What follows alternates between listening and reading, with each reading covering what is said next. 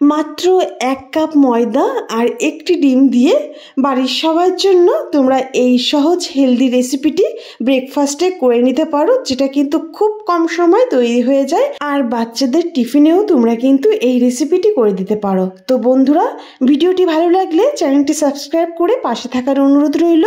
প্রথমেই একটা পাত্রে আমি 1 বাটি মতো ময়দা নিয়েছি, পুরোপুরি 1 বাটিও নিইনি।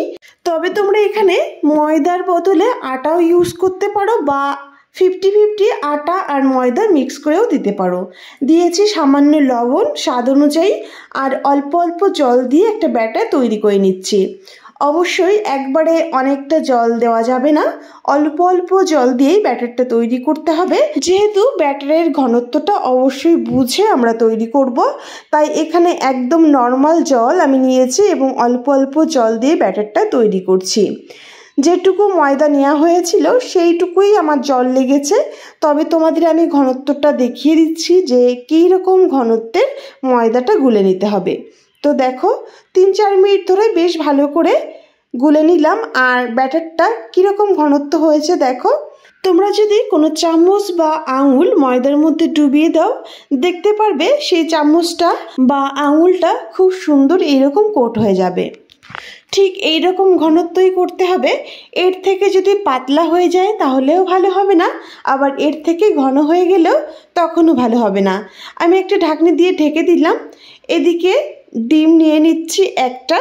তোমরা যদি পরিমাণে বেশি করতে চাও অবশ্যই ময়দা এবং ডিমের পরিমাণটা বাড়িয়ে দেবে। প্রথমেই ডিমের মধ্যে দিয়ে দিচ্ছি বড় সাইজের একটা পেঁয়াজ কুচি। পেঁয়াজগুলোকে বেশ মিহি করেই আমি কুচিয়ে নিয়েছি। দিয়ে দিলাম পরিমাণ মতো লবণ এবং হলুদ। একই সঙ্গে দিয়ে দিচ্ছি 1 চামচ কাঁচা লঙ্কা কুচি এবং 1 চামচ চিলি ফ্লেক্স। এখানে বাচ্চাদের টিফিন হিসাবে যদি তোমরা ব্যবহার করো তাহলে লঙ্কাটা বাদ দিয়ে দেবে। এবার একটা হ্যান্ড উইক্স দিয়ে বেশ ভালো করে আমি মিশিয়ে নিচ্ছি।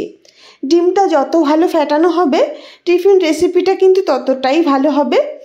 এরই মধ্যে ময়দাটাও 5 মিনিট মতো রেস্টে রয়েছে।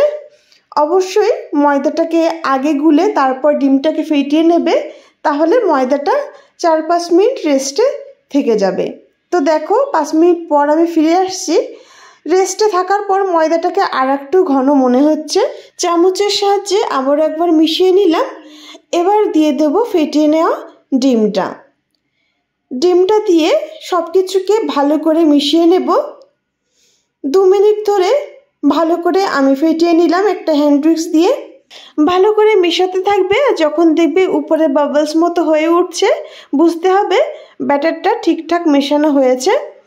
এবার চলে যাব অন্যদিকে রেসিপিটি তৈরি করার জন্য। আমি একটা ফ্রাইং প্যান বসিয়ে দিয়েছি। আর দেখো এখানে ভালো করে মিশানোর পরে ঠিক এই রকম বাবলস মতো চারিদিকে দেখা যাবে, বুঝতে হবে ব্যাটারটা পারফেক্ট তৈরি হয়েছে। ফ্রাইং প্যান বসিয়ে দিলাম এবং উপরে তেল ব্রাশ করে নিয়েছি।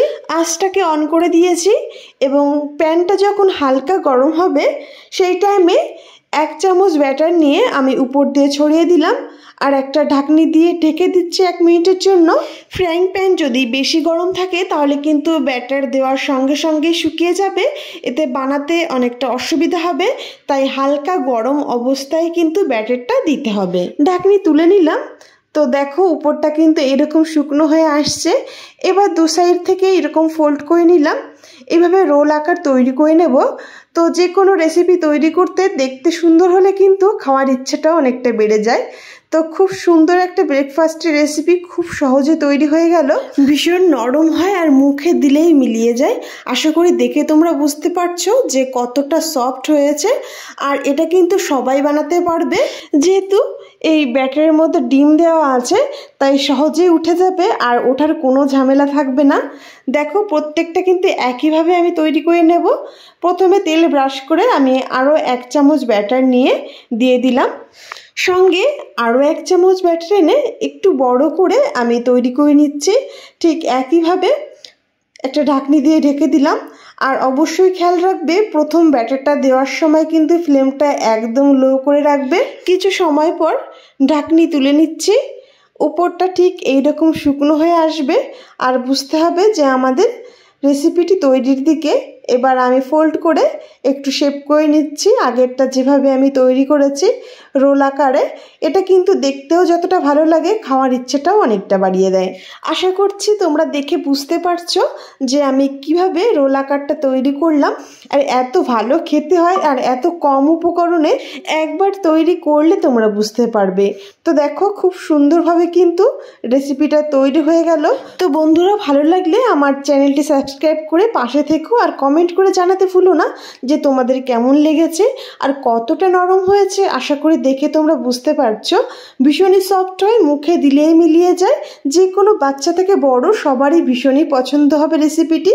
তো বন্ধুরা আজ ভিডিওটি এ পর্যন্ত শেষ করছি, দেখা হবে নেক্সট কোনো ভিডিওতে।